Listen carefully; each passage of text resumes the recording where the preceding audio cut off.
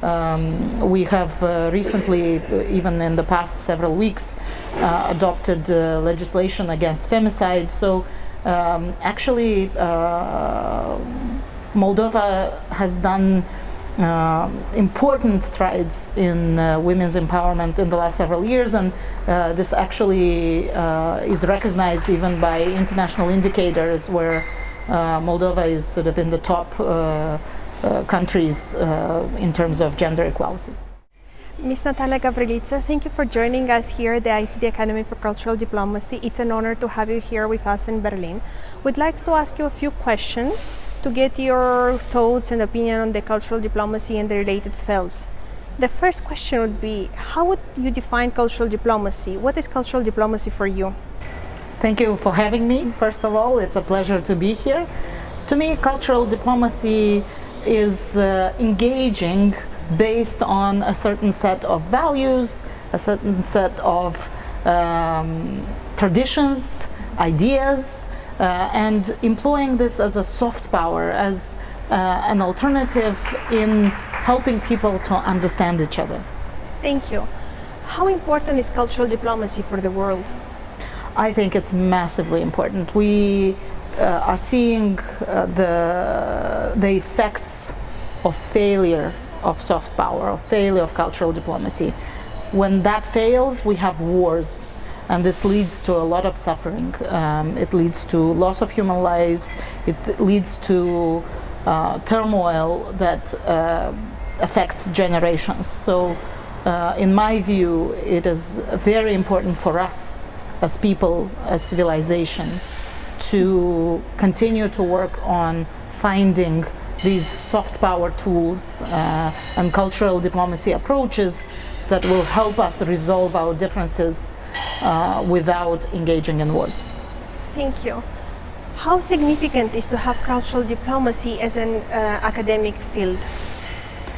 Well, if we are to become better at it, then of course we need to study it. We need to bring up new generations with an understanding of history, tools that have been employed, mechanisms, how it works, and find new and more appropriate and more modern ways of engaging with each other.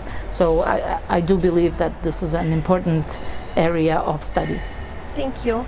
How does cultural diplomacy apply in your country? We actually, in 2022, after the invasion of Russia to Ukraine, we had a large refugee crisis. So Moldova has received the most Ukrainian refugees per capita, and 5 times more than UNHCR thought Moldova was capable of. And I think that the way that the society reacted, the way that the society mobilized, was actually a tool of cultural diplomacy, if you wish, because finally Moldova was in international news with a positive story, and in a very short time Moldova changed its reputation and it became known as a small country with a big heart. And I do believe that this is a way of expressing to the world what your society and your country is about. And we have always said Moldovans are very welcoming people. Well, here we actually demonstrated it, and in the process we changed the international standing of the country. Thank you.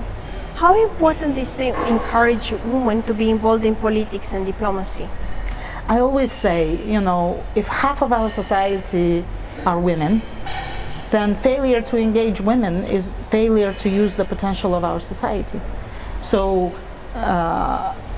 and it has been proven that diversity actually helps take better decisions. So, in my view, it is very, very important for women to have role models in politics, for women to have support systems that allow them to engage in politics, for women to have the same rights and opportunities, because this will make for better societies. it is demonstrated that women's leadership actually helps reduce corruption, for example. So there are studies on this.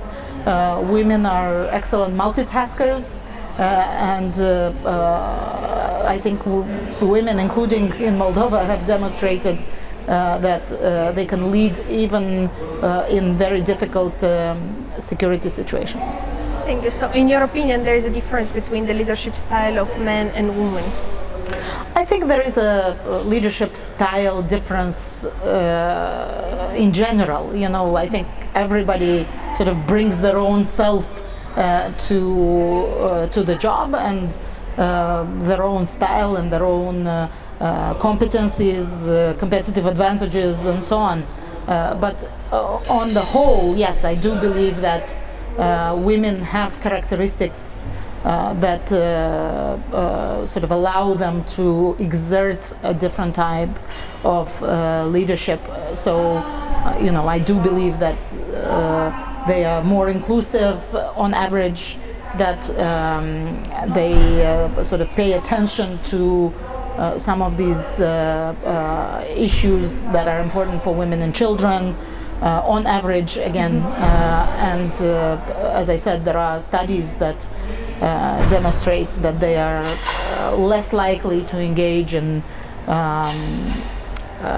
elements of corruption or sort of elements that are less diplomatic or less engaging and inclusive. Mm-hmm. Thank you. What can Moldova do in order to encourage women's empowerment? Moldova actually is a place to study and show as an example.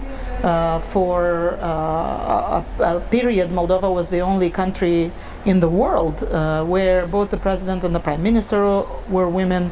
We also have the head of the constitutional court who is a woman. The anti-corruption prosecutor is a woman.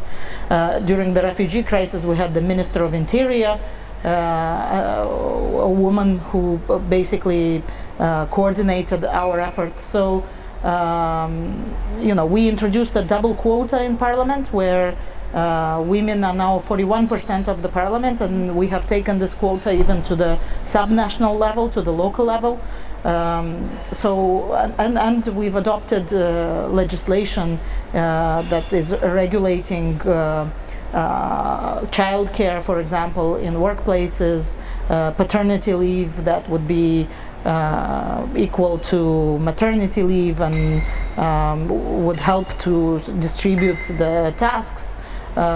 We have recently, even in the past several weeks, adopted legislation against femicide. So actually, Moldova has done important strides in women's empowerment in the last several years, and this actually is recognized even by international indicators where Moldova is sort of in the top countries in terms of gender equality. Thank you. What is your opinion in general on the current situation globally with regards to democracy and peace, and what is your prognosis for the future? So I do think that we are facing a very turbulent time for our democracies, which calls for very determined action to protect our democracies, to protect the European way of life, to protect our values. As I mentioned in my speech earlier today, I do believe that we are in a global standoff of democracies versus autocracies, and we see information and disinformation being weaponized. We see a lot of sort of efforts to undermine the trust in democratic system and democratic institutions, in the fact that democracies can deliver for their citizens. So I think we all have to take action in order to demonstrate to people, and particularly young generations, why, you know, values like freedom, democracy, human rights, equal opportunities, open economic competition why these values are important for every individual to fulfill their potential, for every individual to have the possibility for mobility, for for progress. This requires actions on multiple levels. So it requires action by governments. It also requires continuing to invest in education and to invest in our young people and their understanding of these values. Thank you. How strong are the democratic values in your country, and what is the current situation in Moldova with regard to keeping these democratic values and agenda? We have done significant progress in the last several years. We have a pro-European majority in parliament and a strong president who very much is working on improving our democratic institutions and our economic prosperity. This has led to certain results. Moldova has become a candidate country to the European Union.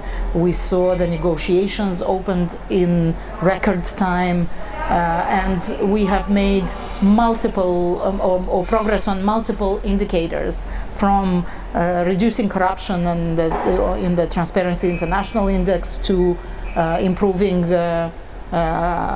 scores on freedom of speech, on equal opportunities and gender balance, as I mentioned. But this is a constant work. So it's not like the work on improving our institutions and our societies ever ceases, you know. We still have a lot of work to do on improving our justice system. So we have started an external evaluation of our judges and magistrates, but there is a lot of resistance, and this is a process that requires years and years of decisive action and reforms. So I would say we have made a lot of progress, but we still have a lot of work to do to improve our institutions, to improve especially in the sort of justice and anti-corruption area, and also to improve our economic institutions so that people can feel the benefits of the democratic system. Thank you. You mentioned the European Union. So my next question is, what should the European Union do in order to strengthen their democracies and bring peace to the region and globally? And in your opinion, what should Moldova do in order to help strengthen it? Today I talked a lot about the importance of combating disinformation in order to strengthen the democracies. We see that many, particularly Western European countries, have underestimated the type of erosion that malign interference from actors abroad, like the Russian Federation, for example, can cause democratic institutions. So there are multiple ways in which we can combat misinformation. It's a very difficult job, actually. But first we can study the phenomenon, fund properly independent media, fact-checking, debunking falsehoods, and so on. Some countries have created specialized centers, so we have to learn to find the right balance between information that is harmful to our democratic institutions and censorship. So we need to make sure that the balance is right. But also, we have to keep our leaders and our important actors accountable for providing accurate true information. I think this is very important for European democracies. At the same time, I think European Union and European Union member states have to continue to demonstrate leadership in the world and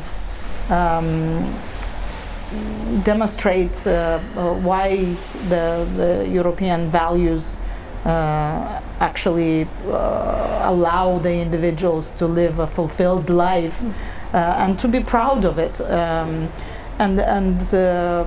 For this, I think that sometimes we have to make some sacrifices. We have to forego, some immediate gain, for example, to diversify our trade or to achieve strategic autonomy or to sort of engage in a more unified way with the rest of the world. So there are multiple things that could be done in this area. And of course, for European Union member states and for Moldova, it remains very important to invest in education, to invest in the competences of our people, the ability to engage in critical thinking, the ability to defend our values. So for example, I'm a big proponent of bringing back philosophy and civics and other such subjects into our curricula. So this is, as I said, continuous work to improve our systems so that they work for our people. Yes.